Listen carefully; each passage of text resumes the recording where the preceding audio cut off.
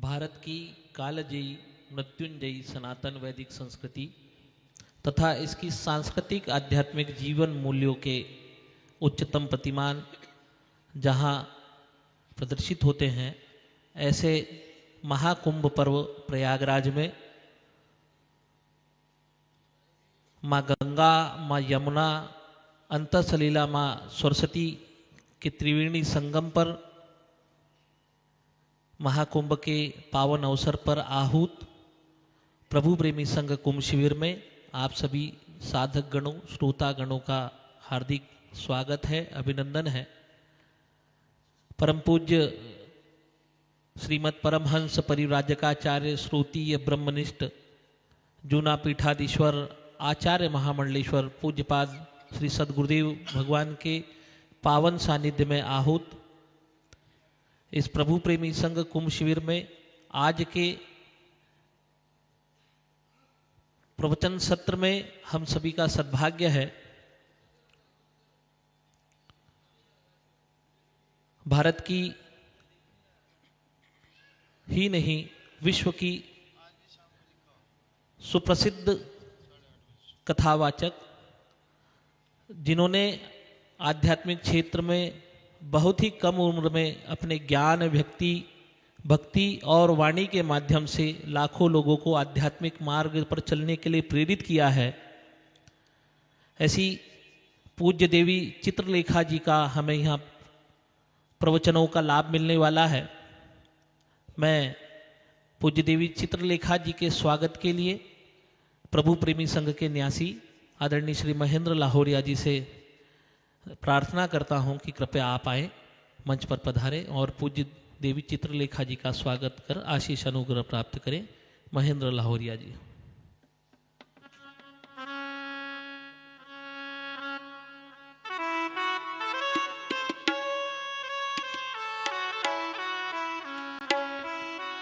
सदाशिव समारंभां शंकराचार्य मध्यमाम् अस्मदाचार्य पर्यन्तां वंदे गुरु परंपरां। गुकारश्चान्धकारो हि ऋकारस्तन्निरोधकृत अंधकार विनाशित्वात् गुरुरित्य विधीयते।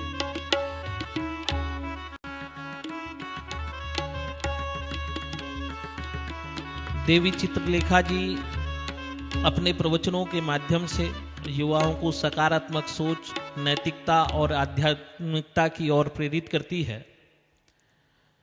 उनका मानना है कि आज की पीढ़ी में धर्म और आध्यात्मिकता के लिए रुचि बढ़ाना आवश्यक है ताकि जीवन में सही दिशा प्राप्त सभी कर सकें। देवी चित्रलेखा जी के भजन प्रवचन देश विदेश में कई प्रसारित होते हैं जो आध्यात्मिक जागरूकता फैलाने में सहायक होते हैं। मैं आज कथा पांडाल में उपस्थित और सोशल मीडिया, यूट्यूब, फेसबुक के माध्यम से सुन रहे लाखों श्रोताओं को अपने वचनों से दिशा प्रदान करने के लिए देवी चित्रलेखा जी से आग्रह और प्रार्थना करता हूं कि कृपया हम सभी को अपने प्रवचनों के माध्यम से जीवन में सही दिशा प्राप्त करने के मार्ग बतलाएं। देवी चित्रलेखा जी।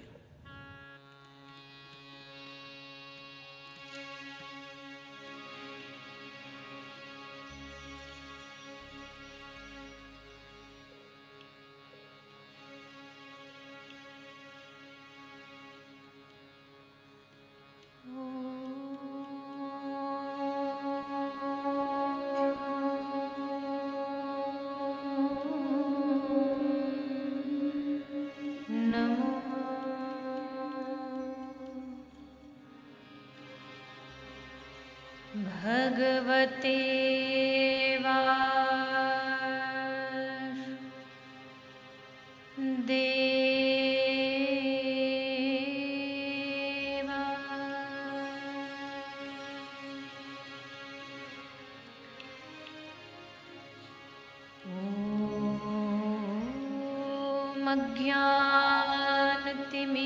अज्ञानतिमिरान्धस्य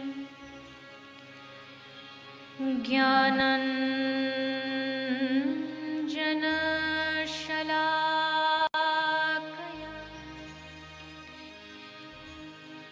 चक्षुरुन्मीलितं येन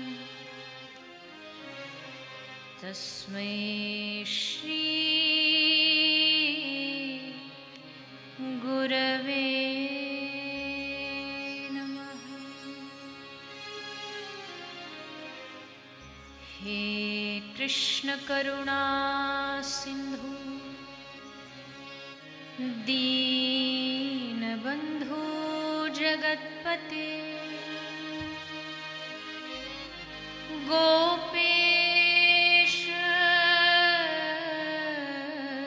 गोपिकाकांत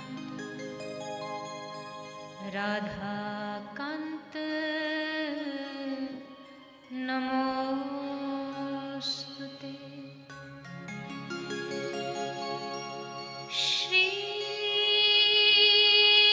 कृष्ण चैतन्य प्रभु नित्यानंद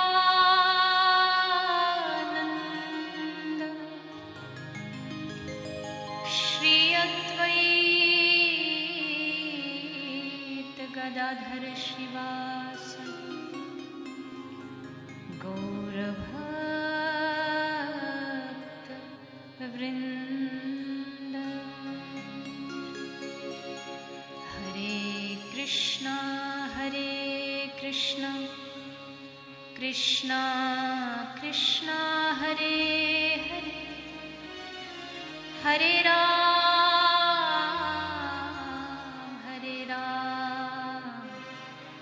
राम राम हरे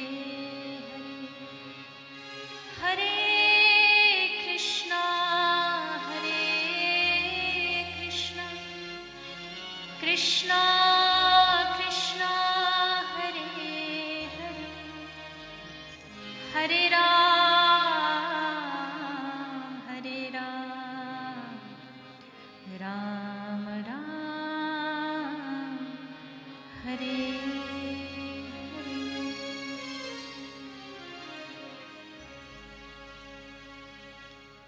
आइए सभी कुछ क्षणों के लिए संकीर्तन करेंगे, सभी भाव से गाएंगे। हरे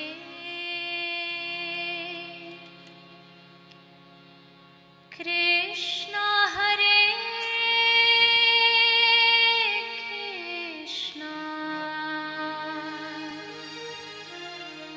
कृष्णा कृष्णा हरे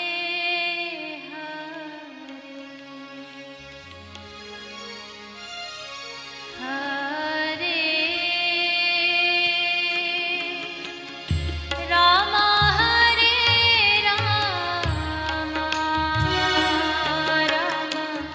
राम हरे हरे।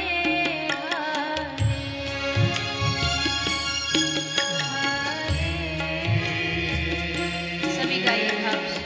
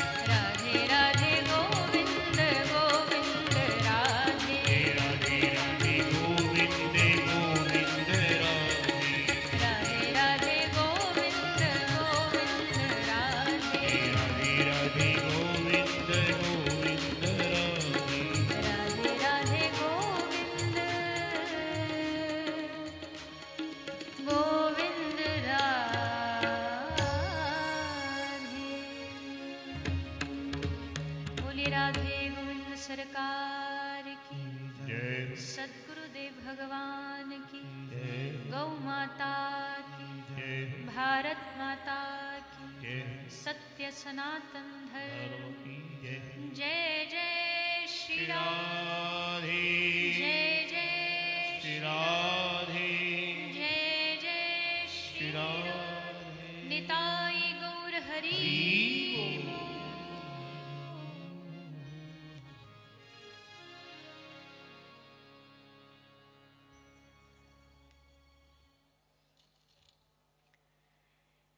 जय श्री राधे।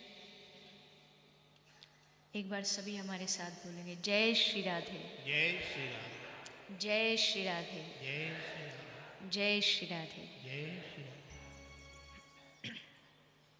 आइए, चित्सार सिंधु सर्वस्व भगवान श्री राधे गोविंद के चरण कमलों का ध्यान करते हुए कुछ क्षणों के लिए आप हम सभी अपनी जिह्वा, अपनी वाणी और अपनी श्रवण इंद्रियों को पवित्र करते हुए भगवत गुणानुवाद का रसास्वादन करें।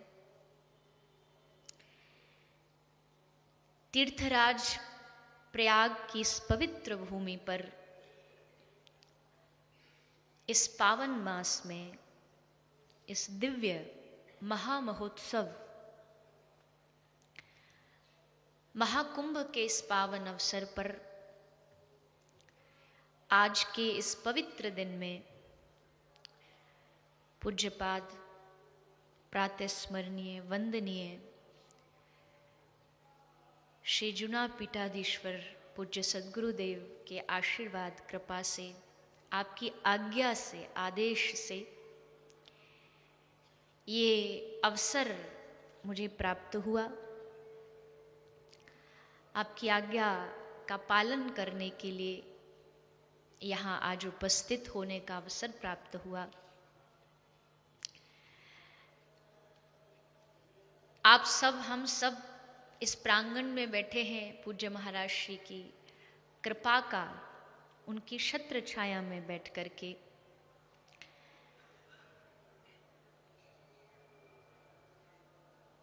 जीवन में हमने एक चीज का अनुभव किया है और मुझे लगता है कि संत चरणों में बैठे हुए हर एक व्यक्ति ने इस बात का अनुभव किया होगा।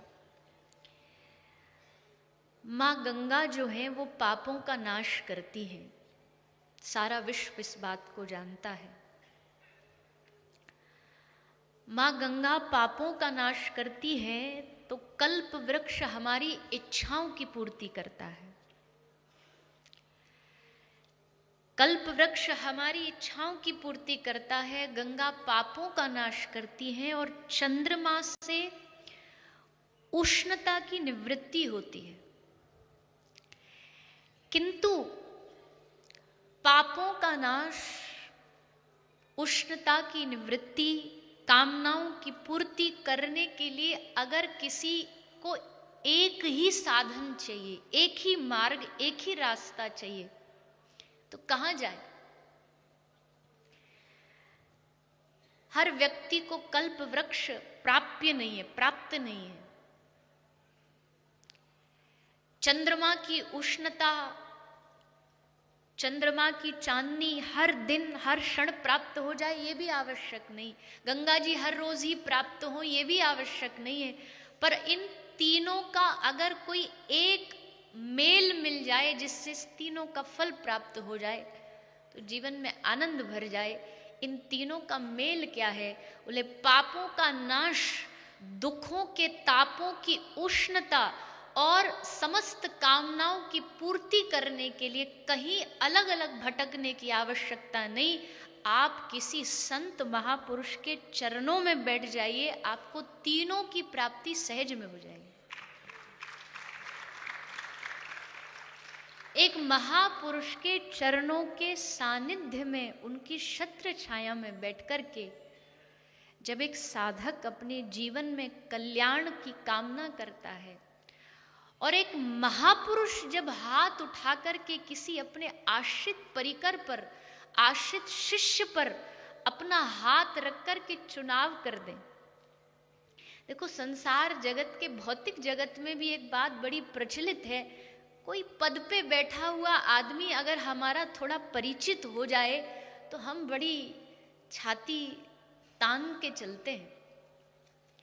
कुंभ में भी, इस महाकुंभ में भी अगर हमारी किसी एसपी साहब, डीएसपी साहब से न थोड़ा परिचय हो जाए तो गाड़ी लेके बड़े शान से निकलेंगे और कहेंगे, जहां भी कहीं हमें रोकेगा तुरंत पर्चा दिखा देंगे।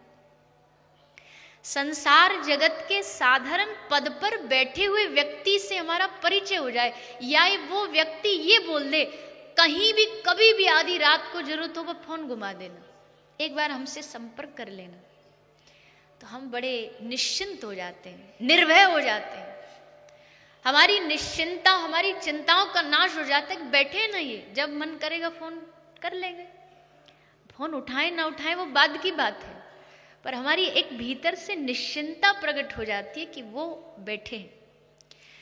भौतिक जगत के पद पर बैठा व्यक्ति अगर इतना निश्चिंता दे सकता है, सोचिए अगर कोई भगवत पद पर बैठा हुआ महापुरुष तुम्हारे सर पे हाथ रख के कह दे बालक चिंता मत कर, मैं तेरे साथ।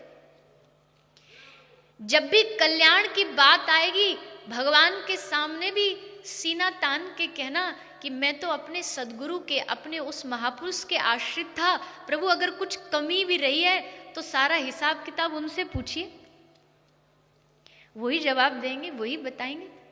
और यही तो एक महापुरुष का कार्य होता है।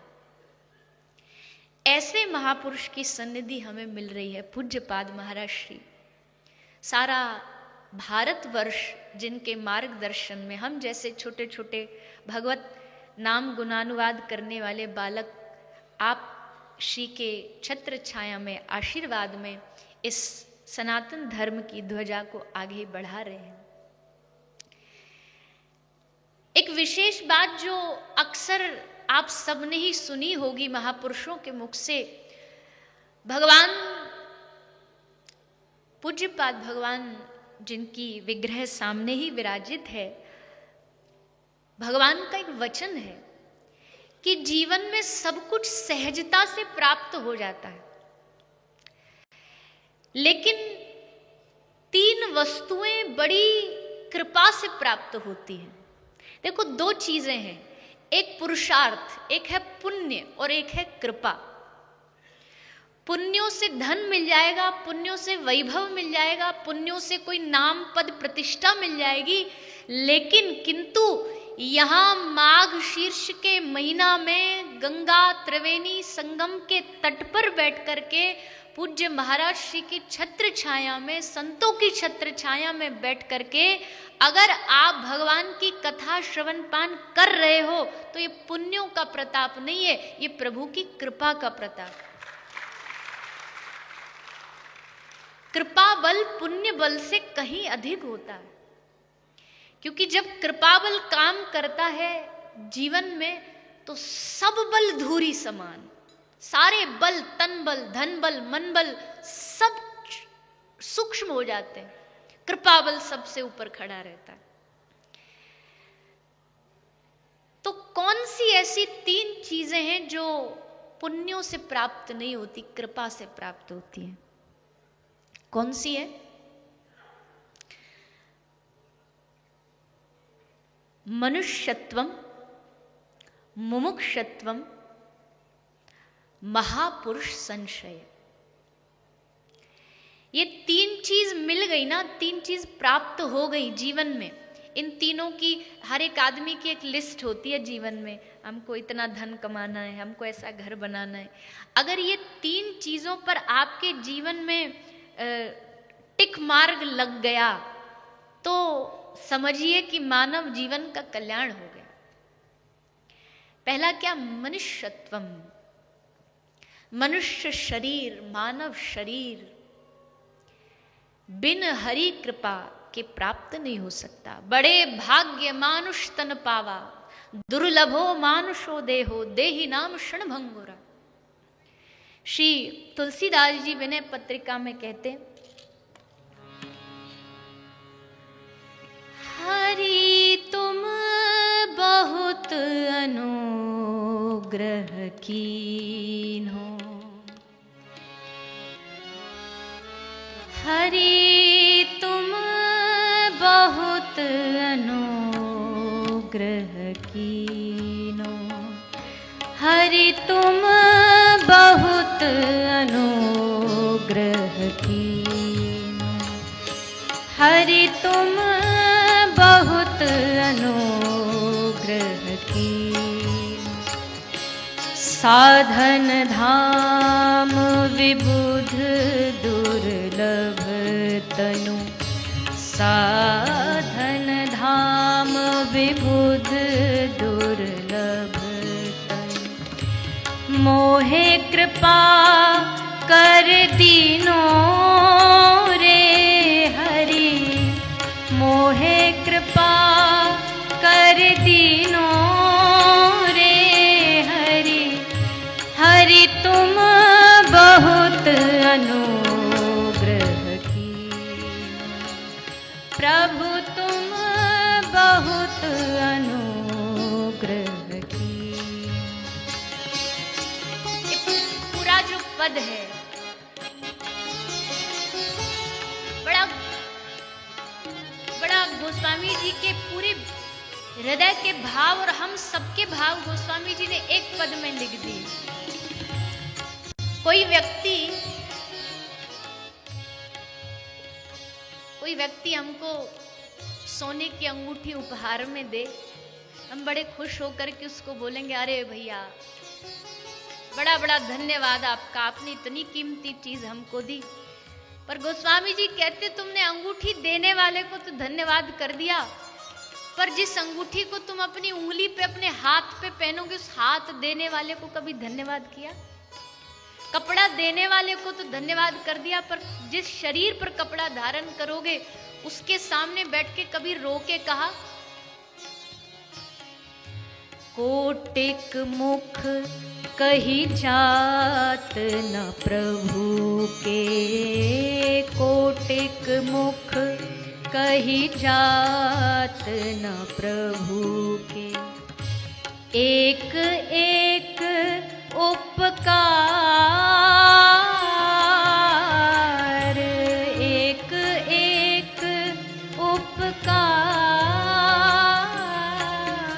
हे प्रभु, आपके एक एक उपकार को मैं कोटिक अनंत मुख भी बना लूं और आपकी उन उपकारों का मैं धन्यवाद दूं तो मेरे पास शब्द कम पड़ जाएंगे।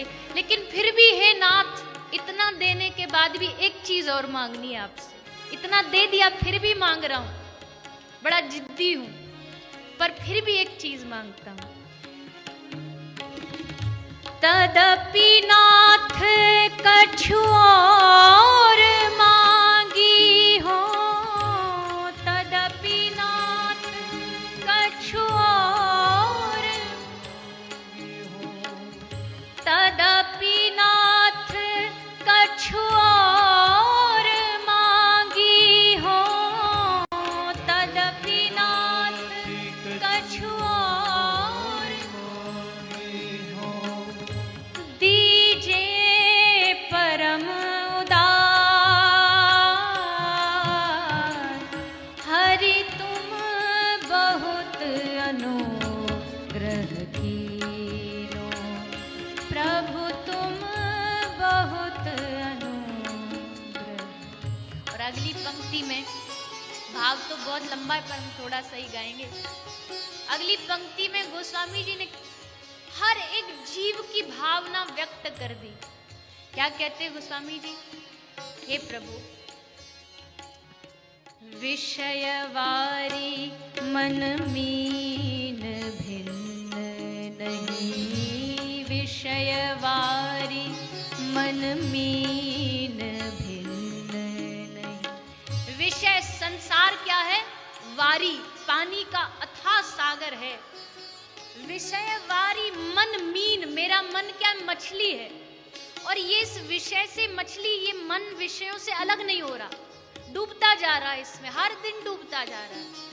मैं सोचता हूँ कि हर दिन जागूंगा, हर दिन मेरा मन आप में बढ़ेगा, संसार में कम होगा, पर हर दिन मेरा मन संसार में बढ़ता है, आपसे कम होता है,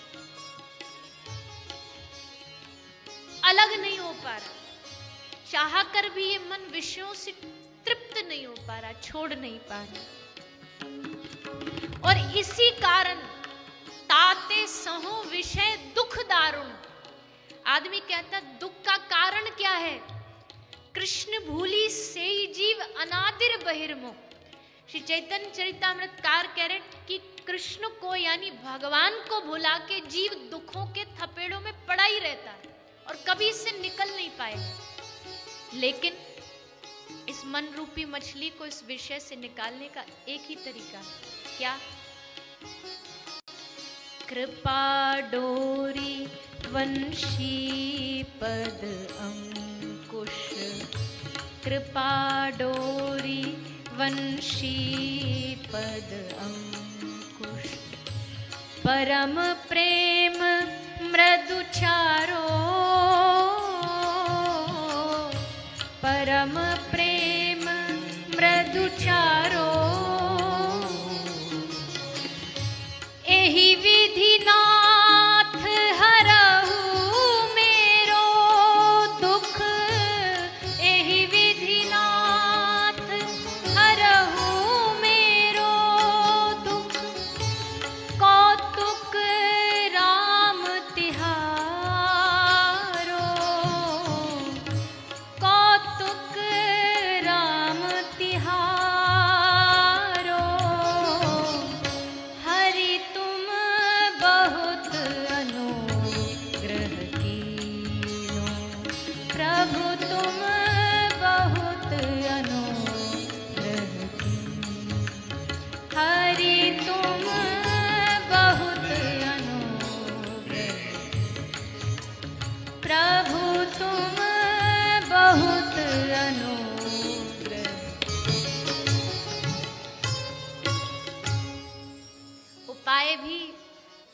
बाबा तुलसी ने स्वयं बता दिया कि जैसे मछली को पकड़ने के लिए एक अंकुश, जो मछुआरा होता है कांटा लगाता, कांटे में कोई गोली लगाता है खाने की। गोस्वामी जी कहते प्रभु कृपा की डोरी बना लीजिए और अपने आपके चरणों में, प्रभु के चरणों में जो चिन्ह है उनमें एक चिन्ह अंकुश का है, उस अंकुश का कांटा बना लीजिए और मेरे मन को उसमें फंसा लीजिए। परम प्रेम मृदु चारो, प्रेम का उसमें चारा लगा लीजिए।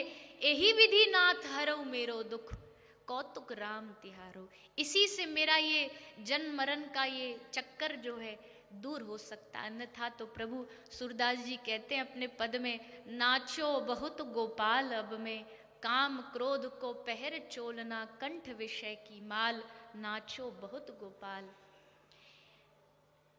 84 लाख योनियों में घूमते घूमते घूमते घूमते फिर एक बार मानव देह, आज पूरा कुंभ इस बात का साक्षी है कि देवगण यहाँ इस पृथ्वी पर आके, इस महाकुंभ की धरती पर आकर के गंगा स्नान करके अपने जीवन को, अपने तन को पवित्र कर रहे हैं। हम सबको लगता देव योनि। अच्छा, एक छोटा सा हम आपसे प्रश्नोत्तर करते हैं, शायद थोड़ा बहुत जिनको आलस्य आ रहा है या निद्रा आ रही, उनका थोड़ा मन भी इधर अटकेगा। सुनो सभी ध्यान से, उत्तर देना आप सभी। हमारे जो भैया जी हमको लेकर के आए, वो कह रहे थे संख्या श्रोताओं की थोड़ी कम है अभी, क्योंकि सब अब यहाँ तो भैया मेला है, मेले में तो जिसको जहाँ अवसर मिल गया निकल गए, साधु संग कर लिया, गंगा स्नान कर लिया। पर देखो सुनने वाले तो 5-10 भी अच्छे वाले पक्के वाले हो ना, तो 5-10 हजार के बराबर है।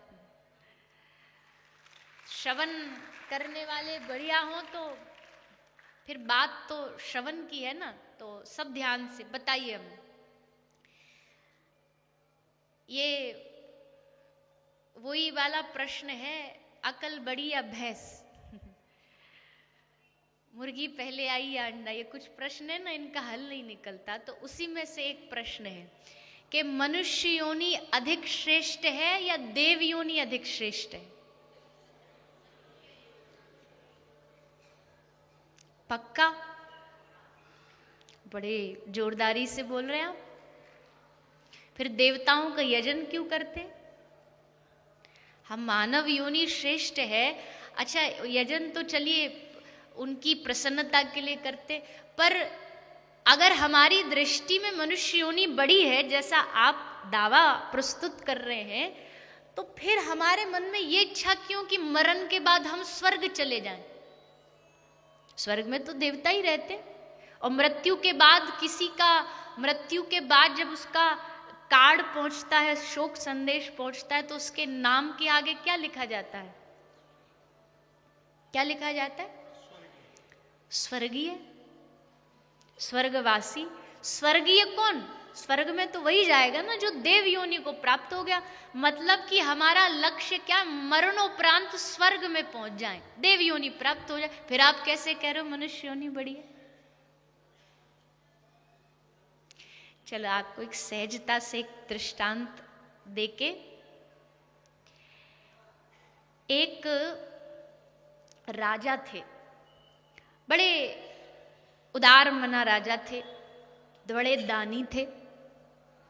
महाराजा जी का आज जन्म दिवस था, तो उन्होंने अपनी प्रजा में घोषणा की कि हमारा आज मन है कि हम अपनी प्रजा को कुछ उपहार में दें और कुछ अच्छा दें, इसलिए सब लोग सुबह प्रातःकाल सूर्योदय के बाद ही हमारे सामने प्रस्तुत हो जाना। पूरी प्रजा आ गई। राजा जी ने घोषणा करी। राजा जी के दोनों तरफ कुछ सामान रखा था, दाएं भी बाएं भी। राजा जी ने कपड़ा हटा के दिखाया, एक तरफ रखा था बहुत सारा लोहा और एक तरफ रखी थी बहुत सारी चांदी।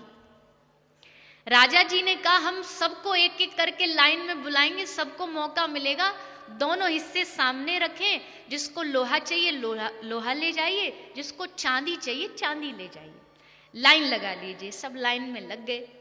अच्छा चलिए, हम वहां उपस्थित होते, हमको मौका मिलता कि लोहा और चांदी में से एक चीज चुन लीजिए, तो हम क्या चुनते? स्वाभाविक है चांदी ही चुनते, क्योंकि चांदी की कीमत अधिक है।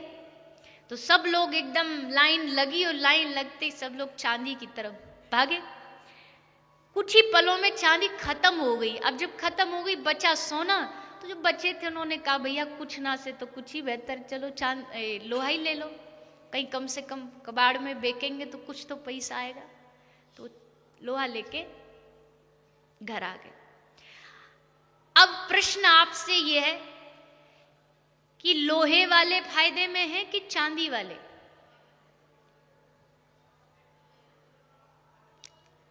भैया इमोशन में बहके नहीं, लॉजिक वाला आंसर दीजिए।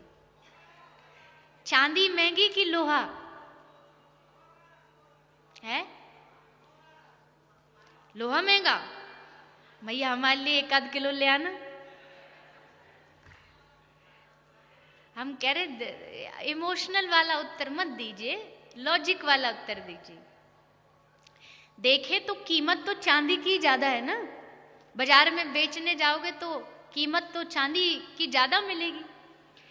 तो लोहे वाले को लगा हमारी तो मौज आ गई। पर फिर आता है कहानी में थोड़ा ट्विस्ट, बदलाव। और बदलाव क्या आता है? सुबह फिर से राजा जी घोषणा करते हैं, और उस घोषणा में राजा जी कहते हैं कि हमको आज बड़ी कृपा से हमारे खजाने में एक पारस मणि मिली है। अब बताइए कौन फायदे में?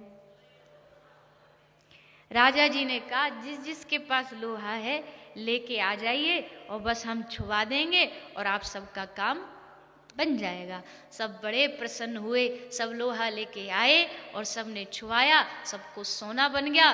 चांदी वाले ने पीछे रह गए और लोहे वाले आगे निकल गए। अब इतनी लंबी चौड़ी कथा का भाव क्या है? बोले भाव ये है कि देव योनि और मानव योनि, मानव योनि जो थी वो एक लोहे के समान थी उसकी कीमत, और देव योनि चांदी के समान उसकी कीमत थी। लेकिन फिर आया कहानी में एक बदलाव, और बदलाव ये आया कि हम पृथ्वी वाले मानवों को मिल गई पारसमणि। और पारसमणि क्या है?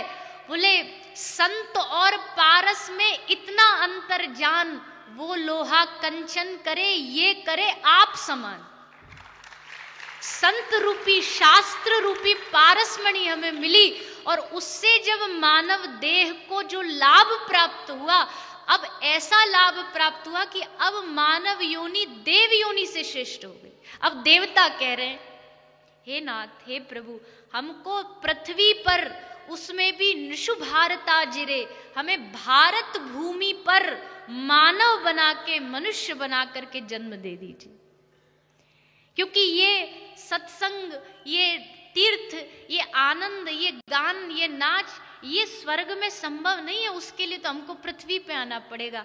अब देवता मांग रहे हैं कि अब नाव चलने को तैयार हुई। सियई चढ़ाए चढ़े रघुराई, माता जानकी जी को विराजमान किया, राम जी चढ़े। चल भैया अब तो चला ले, अब तो तेरे सब भाव पूरे हो गए। तो नाव चप्पू लेके चलाने लगा। अब मन मन में सोच रहा है, बोले इतनी सी नदी है और हम अभी इनको पार उतार देंगे, पार उतरते ही ये हमसे प्रणाम करते, आशीर्वाद देके जय हो नमस्कार करके निकल जाएंगे। अब इनके साथ ज्यादा समय कैसे निकालूं? तो अब नाव को घुमा रहा है, पूरी नाव को कभी इधर ले जा रहा है, कभी उधर, कभी इधर, कभी उधर कर लगवा रहा है। अब देखो क्या बोला, केवट मुस्कुरा के बोला, प्रभु को बोल रहा है, भगवान को कहता हंस के कि बस 4-5 चक्कर में ही थक गए, हम जीवों से पूछो 84 लाख के चक्करों में हमें नचाते हो, हमारी क्या हालत होती होगी। हम यहां से वहां 84 के चक्कर में भागते रहते, हमसे पूछो कभी बैठ के हमारी दशा। राम जी ने कहा ये तो हमें बोलने ही नहीं देगा। प्रभु मुस्का के बोले, क्योंकि राम जी बड़े धीर गंभीर थे, कभी हंसे भी नहीं, चेहरे पे बस एक हल्की स्मित रहती थी, मुस्कान। लग रहा है तो तुम पकड़ के खड़े हो जाओ। तब राम जी ने अपना हाथ उसके, अपना कर कमल उसके मस्तिष्क पर रखा और जैसे माथे पर हाथ रखा देवताओं ने पुष्प वृष्टि चालू कर दी। धन्य हो गया केवट। पर यहां भी केवट की गाथा खत्म नहीं हुई। पार जब उतार दिए तो राम जी ने माता जानकी जी को आंखों से, नेत्रों से इशारा किया। और पत्नी वही है जो पति के नेत्रों से ही समझ जाए कि वो क्या इशारा, क्या भाव कहना चाहते। मां जानकी तो माता है, समझ गई कि कुछ उतराई में देना है, तो हाथ में एक स्वर्ण अंगूठी निकाली और कहा कि प्रभु इसको दे दीजिए। और जैसे मुद्रिका अंगूठी राम जी देने को तैयार हुए, फिर से केवट का एक नया तर्क शुरू हो गया।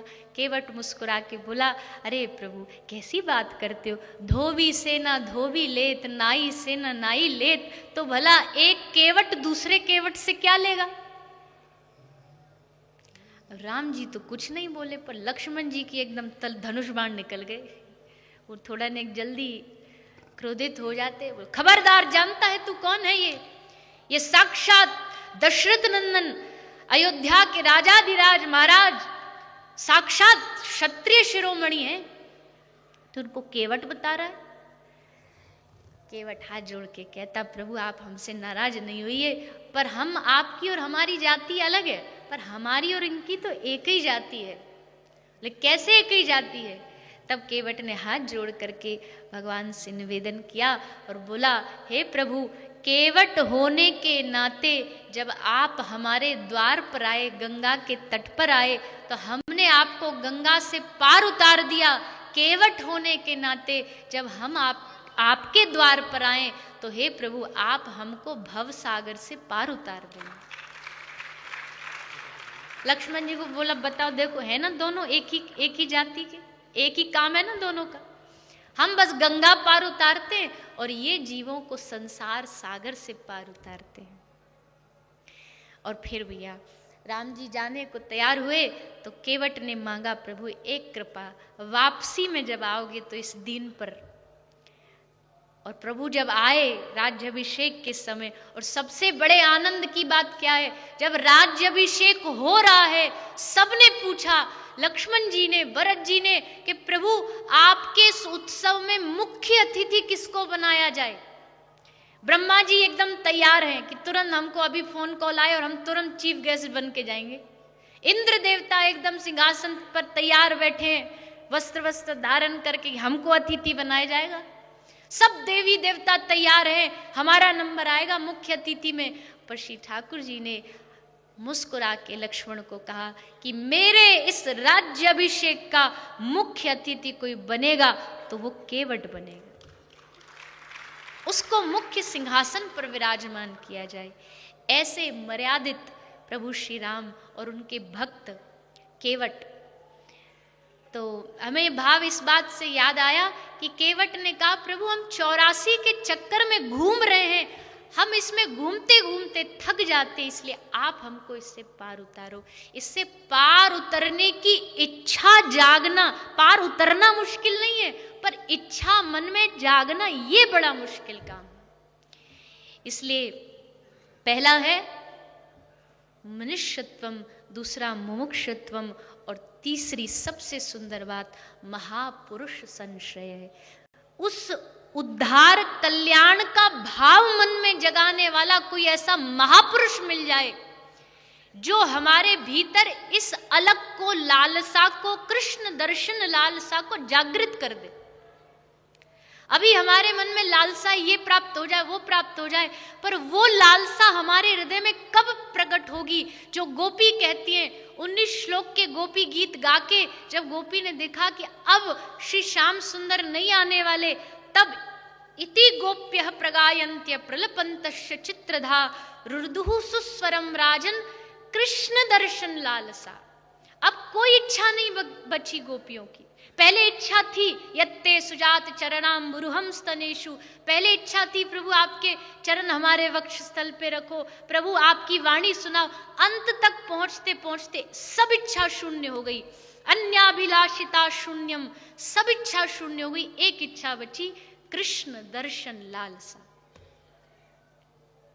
ये लालसा मन में लोभ पैदा करा दे। गोस्वामी जी कहते कैसा लोभ चाहिए हमें, काम ही नारी प्यारी जिमी, लोभ ही प्रिय जिमी दाम, तिमी रघुनाथ निरंतर प्रिय लागहु मोहि राम। जैसे कामी को नारी प्रिय होती है, एक लोभी को धन पैसा मिट जाएगा पर जेब से पैसा को निकलने नहीं देगा, लोभी को धन प्रिय होता है, कामी को नारी प्रिय होती है। बाबा तुलसी कहते हे प्रभु वैसे ही मेरे मन को आपका नाम प्रिय हो जाए ऐसी कृपा कर दीजिए। प्रिय लागहु मोहि राम, मेरा लोभ हो जाए, जैसे मेरा संसार की हर चीजों में मन है, लोभ है, लालसा है, वैसी मेरी आपसे लालसा जुड़ जाए। ये लालसा जुड़ेगी कब? एक ही तरीके से जुड़ सकती है, किसी महापुरुष का संग मिल जाए, कोई महापुरुष छू दे, कोई महापुरुष स्पर्श कर दे, कोई महापुरुष सर पर हाथ रख दे। और भैया हम कहते कथाओं में कि आप लोगों में से कोई अगर वृंदावन, हमारे वृंदावन कभी आया हो, शायद बहुत सारे सभी आए होंगे वैसे तो, वृंदावन में जब आप बिहारी जी के मंदिर जाते हो, बिहारी जी के मंदिर के बाहर बहुत सारे लोग, बहुत सारे फूल माला बेचने वाले बैठे रहते हैं। और फूल माला बेचने वाले बैठे बैठे जब माला आप खरीदते हो, गुलाब की माला आपने खरीदी 60 रुपया की, लेकिन अब उस गुलाब की माला को वो किस में बांध के देंगे? वृंदावन गए तो पता होगा, पत्ते में। पत्ता जो बड़ा पलाश वाला पत्ता होता है, पत्तल वाला, उसमें लपेटा, एक धागे से बांधा और दे दिया। आप जाकर के उस माला को बिहारी जी के पुजारी जी को, राधा रमन लाल जी के पुजारी जी को अर्पित करते हैं और वो जाके बिहारी जी के चरणों में चढ़ा देते हैं। अब इस सारे प्रोसेस में हमको एक बात मन में स्मरण आता है कि गुलाब तो गुणवान है, गुलाब में तो अनेक गुण हैं, सुगंध है, सुंदरता है, सौंदर्य है, खुशबू है, सब कुछ है, आकर्षण है। पर ये सोचो सूखे पत्ते में कौन सा गुण था जो वो बिहारी जी के चरणों तक पहुंच गया? बेगुण, कोई सुगंध नहीं, कोई रंग नहीं, कोई रूप नहीं, फिर भी वो बिहारी जी के चरणों तक कैसे पहुंचा? कैसे पहुंचा? गुलाब का संग पाके। गुलाब का संग पाके सूखा पत्ता बिहारी जी के, ठाकुर जी के चरणों तक पहुंच गया। अर्थ, हम सब जगत के जीव सूखे पत्ते समान हैं, कोई गुण नहीं है हम में। पर ये जो ये महाकुंभ में जितने महापुरुष, दिव्य पुरुष घूम रहे हैं, ये गुलाब के फूल है, ये कमल के फूल है, इनमें गुण है, इनमें रंग है, इनमें सुगंध है। और इनका संग पाके हम जैसे सूखे पत्ते भी ठाकुर जी तक पहुंच जाएंगे, हम जैसे खोटे सिक्के भी चल जाएंगे। भगवान इन संत महापुरुषों की कृपा से, इनका संग पा करके, इसलिए जीवन में कुछ भी हो जाए, सबका संग छूट जाए चलेगा, परिवार का संग छूट जाए चलेगा, रिश्तेदारों का संग छूट जाए चलेगा, धनवान सेठ साहूकारों का संग छूट जाए चलेगा, पर जीवन में कभी संत पुरुषों का संग नहीं छूटना चाहिए। हमारे ब्रज में गाते, आप सब गाई 2 मिनट।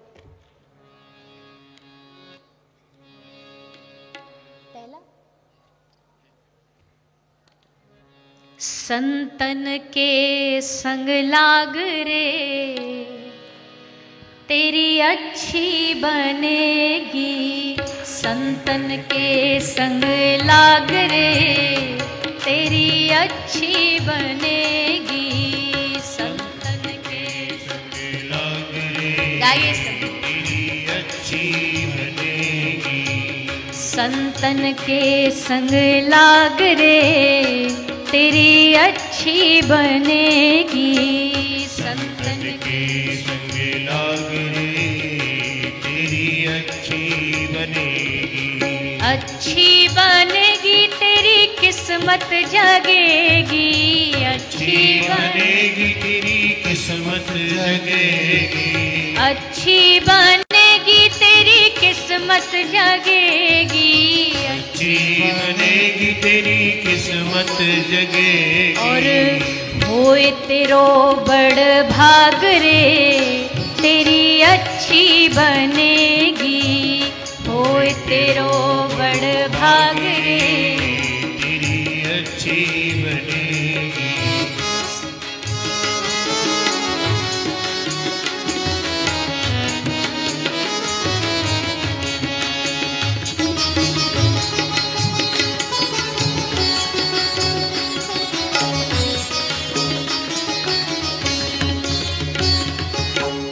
कागा से तो है हंस करेंगे, कागा से तो है हंस बने हैं।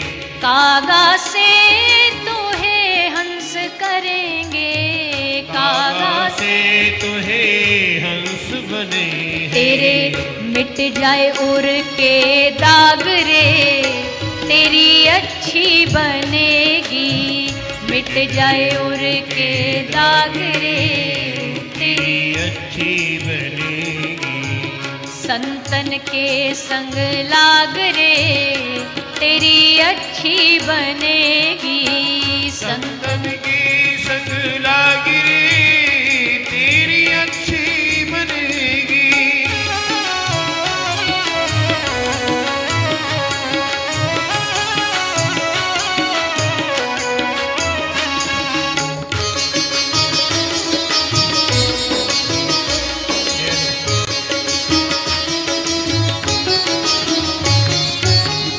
ध्रुव जी की बन गई, प्रहलाद जी की बन गई। ध्रुव जी की बन गई, प्रहलाद जी की बनी गई। ध्रुव जी की बन गई, प्रहलाद जी की बन गई।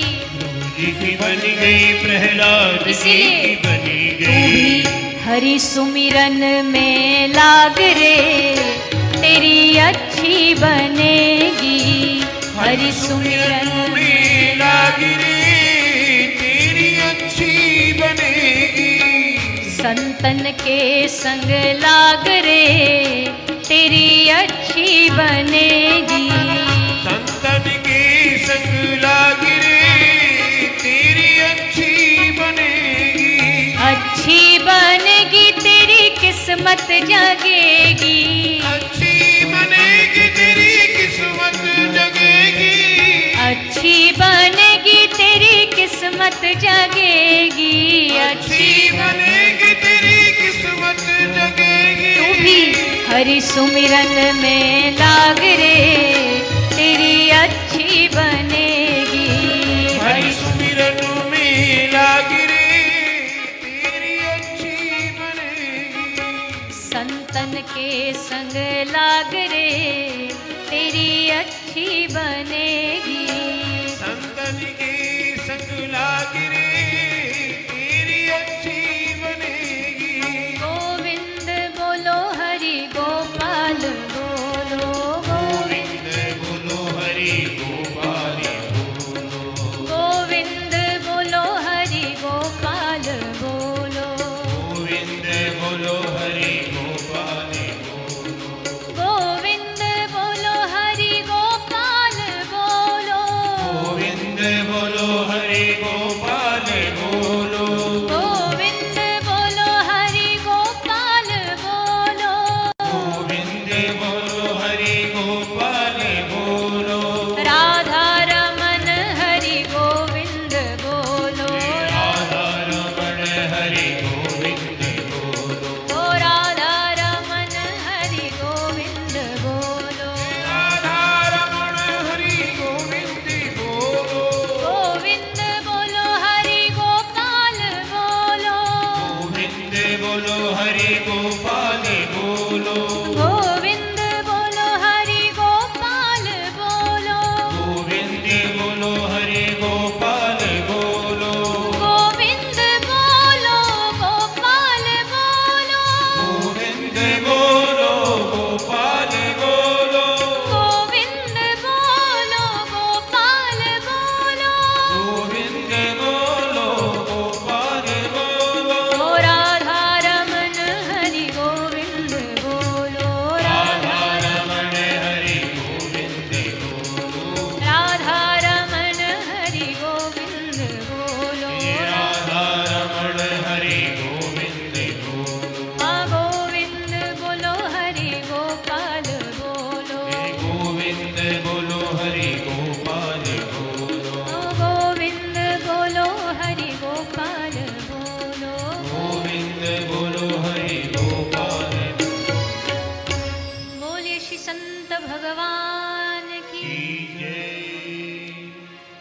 से तोहे हंस करेंगे, तेरे मिट जाए उर के दाग रे। काग से अगर कोई हंस बना सकता है तो एक साधु है। कोई श्रीमान प्रसन्न हो जाए तो 1-2 लाख रुपया का मुनाफा करा देगा, पर अगर कोई महापुरुष प्रकट हो जाए, कोई महापुरुष कृपा कर दे, प्रसन्न हो जाए, तो मन को इतना सुंदर और साफ बना देगा और इतना स्वच्छ बना देगा कि श्री ठाकुर जी भी हमको स्वीकार करने के लिए ललचा जाएंगे। भगवान को भी लालच आ जाएगा कि ऐसा भक्त तो हमारा हो। ये काम एक साधु, और साधु कौन? हम श्रीमद् भागवत जी की कथा गाते हैं। भागवत जी में साधु के लक्षण यही बताए हैं। तितिक्षवः कारुणिकाः सुहृदः सर्वदेहिनां अजात शत्रवः शांतः साधवः साधुभूषण। साधु के आभूषण श्रृंगार कोई सोना चांदी हीरा मोती नहीं, साधु का आभूषण क्या? तितिक्षवः कारुणिका, करुणा का भंडार होता है साधु। सहनशीलता की मूर्ति होता है साधु। सहनशीलता ऐसी कि महात्मा बुद्ध जब भी जाते स्नान के लिए, एक नास्तिक व्यक्ति रोज नित्य उनके उस स्नान में भंग डालते हुए उनके ऊपर कूड़ा कचरा डाल देता है। एक दिन 100 बार इसने कूड़ा कचरा डाला। वो बार बार गंगा स्नान करके आए और अंत में आकर के जाकर के उसके चरणों में प्रणाम करते हुए बोले भैया तेरे हम पे बड़े उपकार हैं। बोले क्या उपकार हैं? बोले अगर तू ना होता तो एक बार गंगा स्नान का अवसर मिलता, तू हमको रोज 108 बार गंगा जी के स्नान करवाता। हर बार कूड़ा डालता, हम जाते गंगा जी में फिर डुबकी लगाते। भैया साधु जैसा कपड़ा खरीदना आसान है, और साधु जैसा स्वभाव। जल में स्नान, सरोवर में स्नान करता हुआ एक साधु हाथ में सूर्य भगवान को अर्घ देने के लिए अंजलि में जल लेता है, और जैसे जल लिया हाथ में एक बिच्छू आता, डंक मारता है साधु को। तुरंत एकदम हाथ से झटपटाए वो नीचे गिर गया।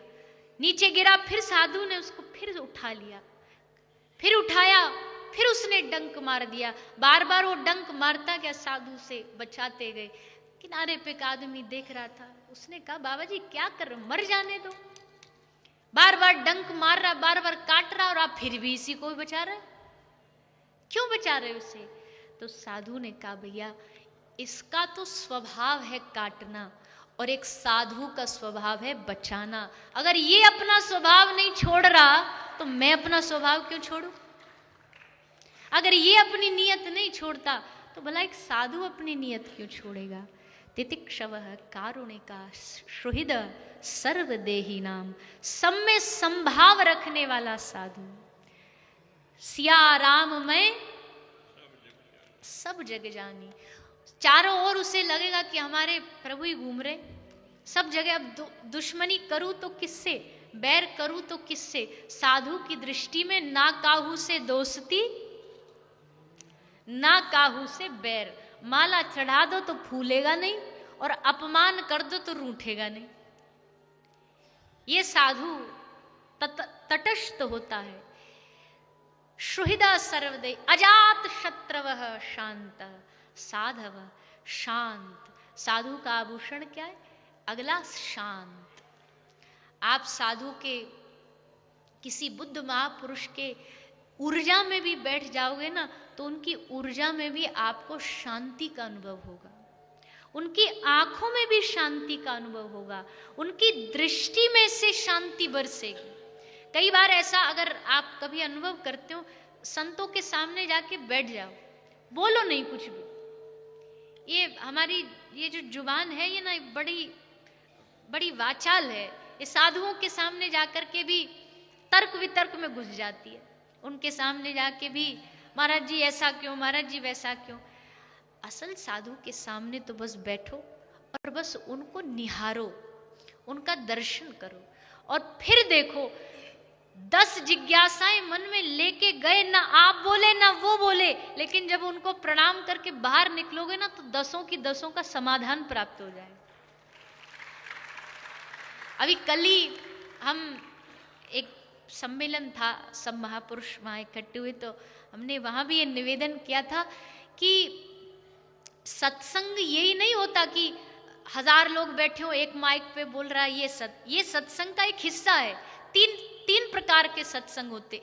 ये जो हो रहा है ये समागम का सत्संग है, हजारों बैठे एक अपनी बात व्यक्त कर रहा है, ये समागम का सत्संग। पर यही नहीं, सत्संग और भी है। समागम का सत्संग है, दर्शन का सत्संग है, दर्शन का भी सत्संग है कि आप कुछ ना बोले, वो कुछ ना बोले, लेकिन दोनों जब वहां से उठे तो पूरा भर के उठे। नजर ने नजर से मुलाकात कर ली, रहे दोनों खामोश और बात कर ली। ना वो बोले ना हम बोले, पर जब उठे तो बहुत कुछ पाके उठे। यह है दर्शन का सत्संग। एक सत्संग होता है स्पर्श का सत्संग। साधु अगर आपको छू के आशीर्वाद दे रहा है ना, तो ये इसका मतलब है ये सत्संग हो रहा है, स्पर्श करने से। और कई हमारे इतिहास की भक्तों की घटना ऐसी है, पूज्यपाद प्रातः स्मरणीय भारत के अनमोल रत्न पूज्यपाद श्री हनुमान प्रसाद पोद्दार जी भाई श्री, आपके पास जब पहली बार गोरखपुर से चल करके भक्त शिरोमणि, भक्तों के सिरमोर पूज्यपाद श्री राधा बाबा जी जब पधारे, राधा बाबा के चरित्र में लिखा हुआ है, वो तो पक्के एकदम सन्यासी भाई श्री, एकदम गृहस्थ में रहने वाले। पर जब पूज्य श्री राधा बाबा भाई श्री के पास पहुंचे, बस गए, कभी कोई परिचय नहीं था। और ये सन्यासी ये अपना सारा जीवन काशी में सन्यास धर्म में शैव्य पद्धति में बिताया, और जैसे पहुंचे और जाकर के भाई श्री को बस प्रणाम किया, और भाई श्री ने बस स्पर्श किया। ऐसा पूज्यपाद श्री राधा बाबा के चरित्र में लिखा है, जैसे छुआ ना बाबा को, छूते ही कुछ ऐसे करंट लगा, ऐसा करंट लगा पूज्य बाबा को कि फिर वो जो आए थे वो नहीं रहे, फिर वो पूर्ण रूप से राधा दास बन गए, पूज्यपाद श्री राधा बाबा बन गए। और राधा बाबा ने फिर तो भक्ति की ऐसी अलग जगाई, श्री राधा में हो गए। उनकी वाणी, उनका चरित्र, उनका स्वरूप एकदम राधा में हो गया। ऐसे डूबे श्री किशोरी जी में, ऐसे भाव में संलग्न हो गए। कैसे? उनके स्पर्श से। साधु के चरणों को छूने की इसलिए तो हम लोग लालायित होते हैं। साधु के चरण स्पर्श करने का यही तो महत्व है। क्या मिलता है स्पर्श? बोले भैया देखो, जैसे वायर जा रहा उसको छू दो, करंट पास हो जाएगा। थोड़ा शब्द शायद अनुचित हो सकता है, पर बालक बुद्धि से बोल रहे हैं कि ये साधु के पास भी ना एक प्रकार का वायरस होता है। ये साधु जो होते हैं ये भक्ति का वायरस फैलाने वाले, एक से दूसरा, दूसरे से, ये संक्रमण का रोग, भक्ति का संक्रमण का रोग फैलाते हैं। और इस महाकुंभ में तो आप न चाहते हुए भी कितने महापुरुषों को आपने स्पर्श किया होगा। इस धक्का में, इस मुक्की में, इस हल्ले में गुल्ले में कहीं ना कहीं कोई सिद्ध पुरुष आपके समकक्ष निकल के गया हो, आपको स्पर्श किया हो, छुआ हो, और उनके स्पर्श से ही बस बात बन जाएगी। इसलिए साधु के चरण छूने का महत्व है। पर हाँ, स्पर्श तभी करना चाहिए जब संत की आज्ञा हो। बिना आज्ञा जबरदस्ती धक्का दे दे के छूना ये अमर्यादित है। जो साधु चरण स्पर्श कराने की आज्ञा दे रखे उन्हीं के चरण छुए, अन्यथा जबरदस्ती वाला आजकल बड़ा सिस्टम हो गया है। चरण छूने के चक्कर में साधु को ही 440 डिग्री घुमा देंगे, उन्हीं को पूरा हाथ पकड़ के खींच डालेंगे, कपड़ा पकड़ के खींच डालेंगे। ऐसा नहीं, थोड़ी सभ्य साधु के पास एक मर्यादा लेकर के जाओ। संतों के पास जाने की एक अदब होता है, वाणी की अदब होता है, व्यवहार की मर्यादा होती है। उनकी आज्ञा से करो, जबरदस्ती नहीं। जबरदस्ती उनका हाथ पकड़ के सर पे रखवा लिया, महाराज जी आशीर्वाद, ऐसे आशीर्वाद नहीं मिलता है। आशीर्वाद तो भक्ति करो, साधु देख के समझ जाएगा कि ये व्यक्ति भक्ति की श्रेणी में बड़ा पहुंचा हुआ व्यक्ति है और स्वतः ही उनके हृदय से आशीर्वाद का भाव निकलेगा। तो इसलिए संत की कृपा से महापुरुष संश्रय, संतों के सानिध्य, संतों से बड़ा इस दुनिया में कोई नहीं है। बड़ा बड़ा सब अपने आप को कहते हैं। एक छोटी सी बात कह के हम आगे थोड़ा संकीर्तन करके फिर थोड़ा विश्राम करेंगे। हमको भी आगे कुछ जाना है कार्यक्रम में। तो बड़ा बड़ा सब कोई कहे, मानव कहे कि मैं बड़ा। इस दुनिया में जब भी बात आएगी ना बड़े कहने की, तो सबसे पहले माइक लेके मानव ही कूदेगा, हम सबसे बड़े हैं। तो मानव कहे कि मैं बड़ा, तो फिर तू धरती पे क्यों खड़ा? अगर तुम बड़े हो तो अपने सामर्थ्य पे खड़े रहो, किसी का सहारा लेने की क्या आवश्यकता है? अब पृथ्वी कहे कि मैं बड़ी, पृथ्वी कहे कि मैं बड़ी, तो शेष के फन पर क्यों खड़ी? शेष कहे कि मैं बड़ा, तो महादेव के गले में क्यों पड़ा? महादेव कहे कि मैं बड़ा, तो कैलाश में जाके क्यों बसा? कैलाश कहे कि मैं बड़ा, तो कैलाश कहे कि मैं बड़ा, तो रावण के डर से क्यों खलबला? कैलाश को ही लेकर के रावण महाराज चल पड़े। अब रावण महाराज बोले, रावण महाराज से ज्यादा तुम में किसमें ही होगी? रावण कहे कि मैं बड़ा, रावण कहे कि मैं बड़ा, तो बाली बोला इधर आ तू।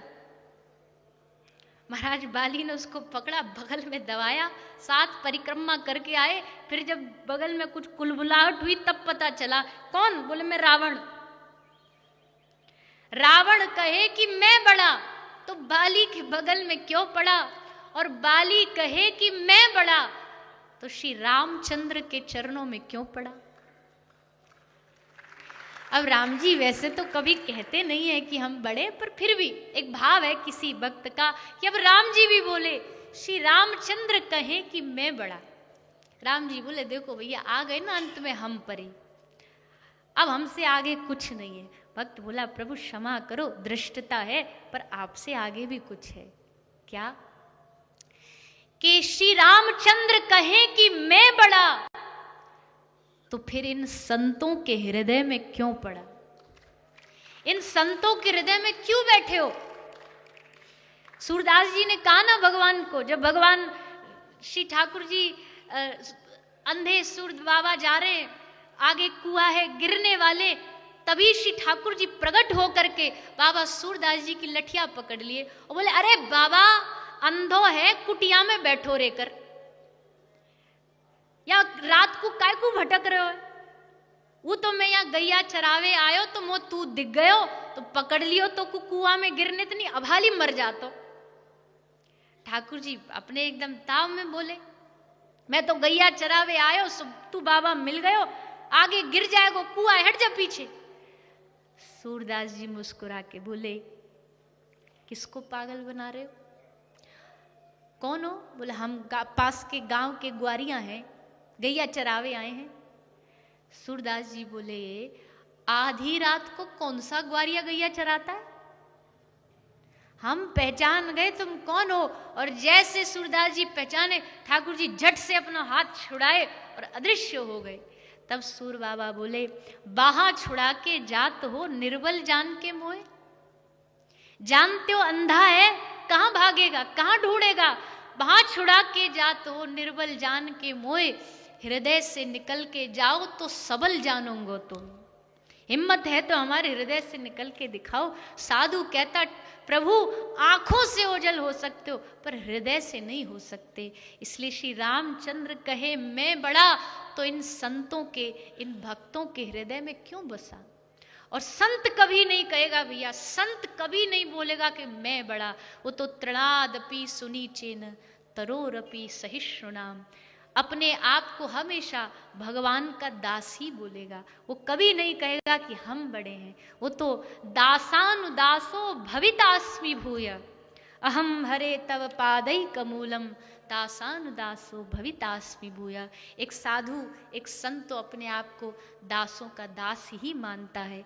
इसलिए अंत में सब बातों की यही बात है कि ठाकुर जी भी जिनके अधीन हैं वो महापुरुष हैं। इस धरती पर आज हमारे पास सचल प्रभु का विग्रह है। कहीं कहीं भटकने की आवश्यकता नहीं। किसी सच्चे महापुरुष के चरणों को पकड़ो, उनको अपने जीवन का आधार बनाओ। श्री सूरदास जी का एक भाव हमें स्मरण में हो रहा है। पांचवा ताला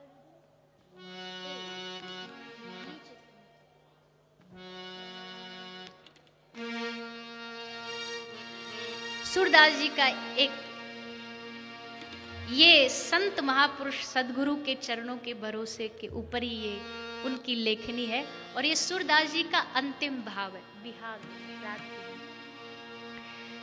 दृढ़ इन चरणन केरो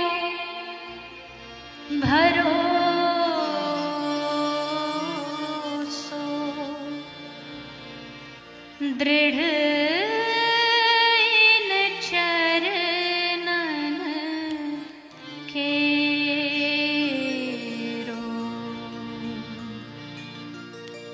दृढ़ इन चरणन केरो भरोसो दृढ़ इन चरणन केरो दृढ़ इन चरणन केरो भरोसो दृढ़ इन चरणन केरो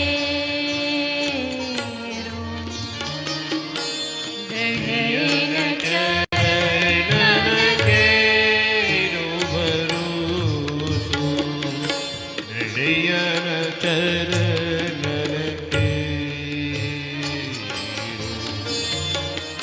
श्री वल्लभ नख चंद्र छटा बिन वल्लभ नख चंद्र छटा बिन श्री वल्लभ नख चंद्र छटा बिन श्री वल्लभ नख चंद्र छटा बिन सब जग माझ अंधेरो भरोसो दृढ़ इन चरणन केरो दृढ़ इन चरणन केरो भरोसो दृढ़ चरणन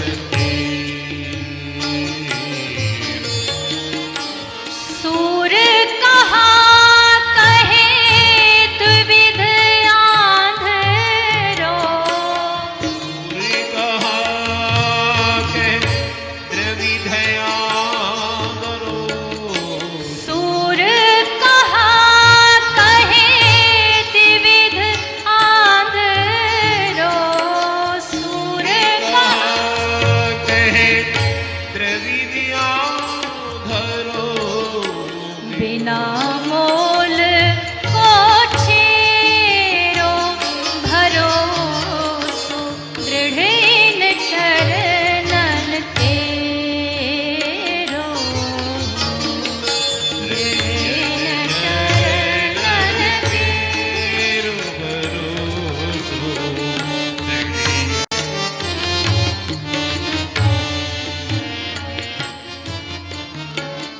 दृढ़ इन चरणन केरो भरोसो दृढ़ इन चरणन केरो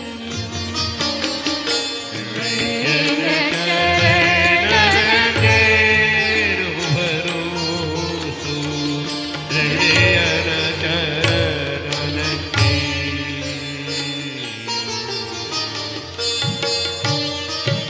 श्री सूरदास जी का ये जीवन काल का अंतिम पद था। जब श्री गिरिराज गोवर्धन में चंद्र सरोवर पर सूरदास जी ने प्राणों का त्याग किया, तो पूरे ब्रजवासियों ने, सब पुष्टि के परिकरों ने कहा कि आप जा रहे हैं, जाते जाते एक भाव, जिन्होंने जीवन भर भगवान का नाम गाया वो अंत में भी यही गुणगानी करेगा।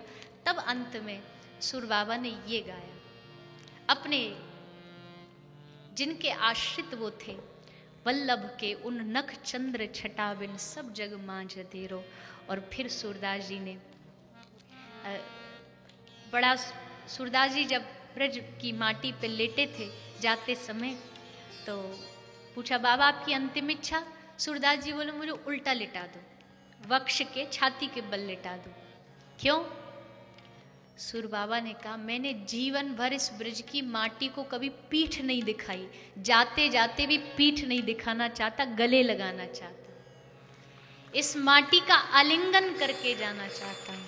और तब माटी को स्पर्श करते ये पद गाते गाते पुष्टि का जहाज जिनको कहा जाता सूर बाबा भगवत चरणों में लीन हो गए। तो भरोसो दृढ़, बस महापुरुषों के चरणों पर भरोसा कर लो, वो अपने आप हमारे हृदय में मुमुक्षत्वम, मुक्ति की, कल्याण का साधन भी बताएंगे, मार्ग भी बताएंगे और हमारे इस मानव जीवन की धन्यता भी कराएंगे। ऐसे महापुरुषों की कृपा हम पर बनी रहे। आज हमको पूज्य पाद महाराज श्री की कृपा से कुछ क्षणों के लिए अपनी वाणी को पवित्र करने का ये अवसर प्राप्त हुआ। आप सब भी पधारे और आपने हमारी वाणी को श्रवण किया। आपका भी खूब खूब आभार। पूज्य महाराज श्री के चरणों में खूब खूब अभिनंदन प्रणाम करते हुए आइए 2 मिनट हरे कृष्ण संकीर्तन और उसके बाद आगे की श्रृंखला। हरे कृष्णा कृष्णा कृष्णा हरे हरे, हरे रामा राम राम हरे हरे, हरे कृष्णा कृष्ण कृष्णा हरे हरे, हरे राम राम राम हरे हरे, हरे कृष्णा कृष्णा कृष्णा हरे हरे, हरे राम राम राम हरे हरे, हरे कृष्णा कृष्ण कृष्ण हरे हरे, हरे राम राम राम हरे हरे, हरे कृष्णा कृष्णा कृष्णा हरे हरे, हरे राम राम राम हरे हरे, हरे कृष्णा कृष्ण कृष्ण हरे हरे, हरे राम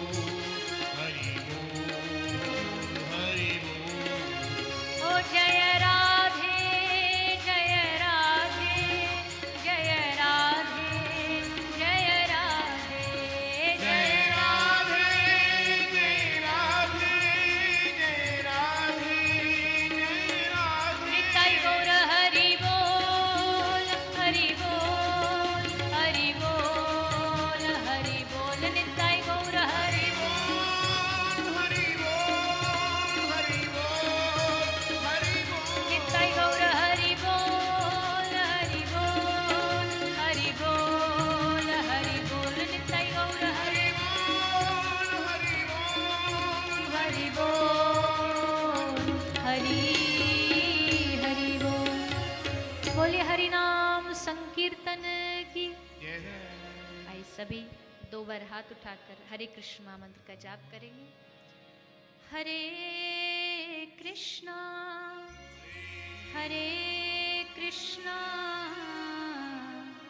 कृष्णा कृष्णा हरे हरे हरे राम राम राम हरे हरे हरे कृष्णा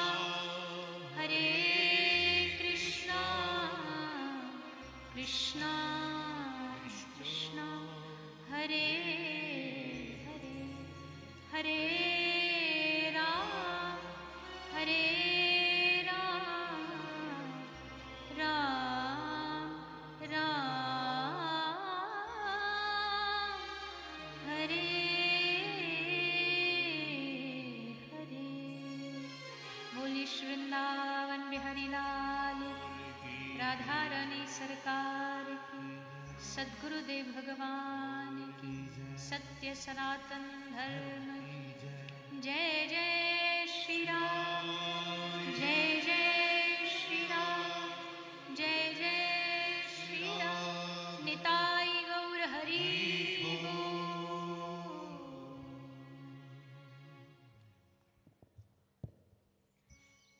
सत्संगति मुद मंगल मूला प्रातः स्मरणीय पूज्यपाद अनंत श्री विभूषित जूना पीठाधीश्वर आचार्य महामंडलेश्वर पूज्यपाद सदगुरुदेव भगवान की पावन चरण सन्निधि में, उन्हीं के आश्रय में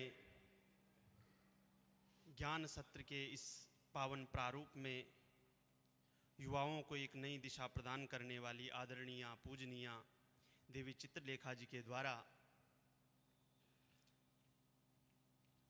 3 विषयों को लेकर के अद्भुत व्याख्यान प्रस्तुत किया गया। मनुष्यत्व, मुमुक्षुत्व, महापुरुष संश्रयः, इन 3 दिव्य विषयों को लेकर के उनका अद्भुत व्याख्यान और अद्भुत ज्ञान गंगा उन्होंने प्रस्तुत की। प्रभु प्रेमी संघ का मंच आपका हार्दिक आभारी है। हम आपके चरणों में सभी भक्त समुदाय की ओर से, गुरु चरणों में प्रपन्न शिष्य समुदाय की ओर से बारंबार प्रणाम निवेदित करते हैं और आपको बहुत बहुत धन्यवाद देते हैं कि आपने अपनी दिव्य ज्ञान गंगा से हम सभी को पवित्र किया। हरिओम। श्री वृंदावन बिहारी लाल की जय। श्री गोवर्धन महाराज महाराज तेरे माथे मुकुट विराज।